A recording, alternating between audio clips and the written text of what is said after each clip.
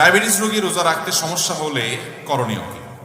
ডায়াবেটিসের রোগী রোজা রাখতে অসুবিধা হলে এটা রাখা সহজ করার বহু পদ্ধতি আছে। যেমন একটা পদ্ধতি বলি, আমরা অনেকে মনে করি যে রোজা একটু অসুবিধা হলে আমি রোজা না রাখার সুযোগ আছে। আল্লাহ বলেছেন, ফামান কানা মিনকুম মারিদান আও আলা সাফারিন ফাইদাতুম মিন আইয়ামিন উখরা।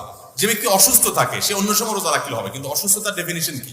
এমন অসুস্থতা যে অবস্থা রোজা রাখলে আপনার জীবন হানি হতে পারে, আপনার অঙ্গ হানি হতে পারে, আপনি তখন রোজা না রাখার সুযোগ আছে। কিন্তু আপনি একটু অসুস্থ, একটু শরীরটা খারাপ, এই অজুহাতে রোজা রাখবেন না। অনেক যুবক মানুষ আছে রোজা রাখে না, কি হয়েছে বলে আমার গ্যাস্ট্রিক। আরেকজন রোজা রাখে না, কি হয়েছে আমার প্লাস্টিক।